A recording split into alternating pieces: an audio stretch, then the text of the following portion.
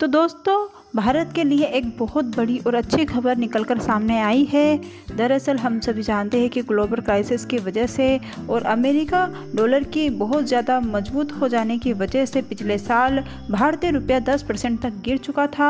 यानी 2022 हमारी रुपये की सेहत के लिए बिल्कुल भी सही नहीं था और इसे बचाने के लिए हम सभी ने देखा कि जो हमारा फॉरेक्स रिजर्व है उसका एक बहुत ही बड़ा हिस्सा मार्केट में निकालना पड़ा ताकि रुपये की वैल्यू को घटाने से बचाया जा सके, कम से कम स्थिर रखा जाए। इस चक्कर में भारत को बहुत नुकसान भी हुआ, लेकिन तमाम प्रयासों के बावजूद इसकी गिरावट हम लोग रोक नहीं पाए और 10% तक ये गिर गया। हालांकि ये केवल भारत के साथ नहीं हुआ, दुनिया भर की करेंसीज के साथ हुआ था, जिसमें एशिया की ही बात की जाए तो जापानीज करेंसी एक इसका सबसे अच्छा एग्जाम्पल हो सकती है।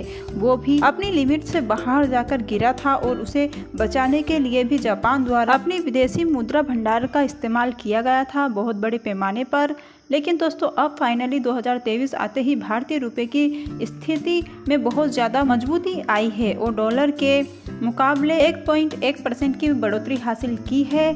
जी हाँ, और ये एशिया की दूसरी ऐसी करेंसी बन चुकी है जो कि इस लेवल पर डॉलर की तुलना में ऊपर उठी है। जहां पर हम बात करें 19 अप्रैल की तो $1 की तुलना में 84 रुपये 24 पैसे थी, तो वही आज 30 अप्रैल की बात करें तो $1 की कीमत भारतीय रुपये में 18 रुपये 75 पैसे तक आ चुकी है। तो कहने का आप लोगों ने देखा कि डॉलर की तुलना में भारतीय रुपया बढ़ रहा है और ये बढ़त बहुत मामूली दिखाई जरूर दे रही है, लेकिन इसके मायने बहुत ज़्यादा होते हैं। अब इसके पीछे के अगर कारण देखे जाए कि ऐसा क्यों हो रहा है, अचानक रुपये की परफॉर्मेंस में ये जंप देखने को क्यों मिल रहा है, इसके पीछे का कारण एक्सपर्ट ये बता रहे हैं कि भारतीय शेयर्स में विदेशियों का निवेश बहुत ज़्यादा बढ़ गया है बहुत बड़े पैमाने पर और उसका बेनिफिट हमें इस रूप में मिलना शुरू हो चुका है। हालांकि ऐसा नहीं है कि एशिया के अंदर सिर्फ भारतीय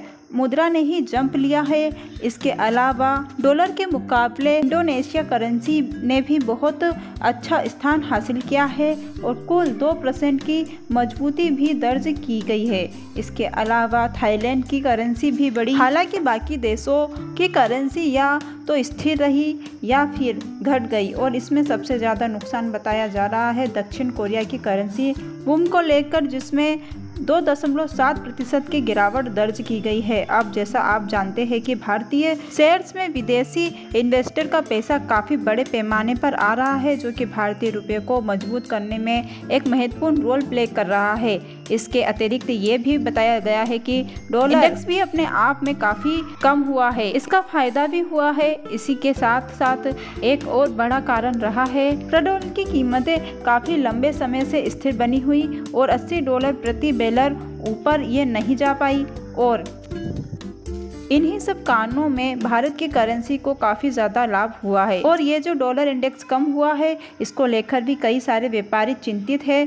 बताया ये जा रहा है कि ये जो कम होना शुरू हुआ है डॉलर इंडेक्स का, ये और गहराई तक जा सकता है और इस तरह से डॉलर इंडेक्स का कम होना अमेरिका के अंदर मंदी के संकेत देता है। इसी के साथ साथ भारत के मार्केट को लेकर दुनिया भर के निवेशकों का ध्यान आकर्षित किया, यानी निवेशक भी बड़े निवेश से बिल्कुल भी नहीं झिझक रहे हैं। उन्हें भारत के बड़े मार्केट से काफ़ी ज़्यादा उम्मीदें हैं अपने प्रॉफिट की। तो इन सारे कारणों की वजह से भारतीय रुपया एक भरोसेमंद करेंसी बनकर उभरा है।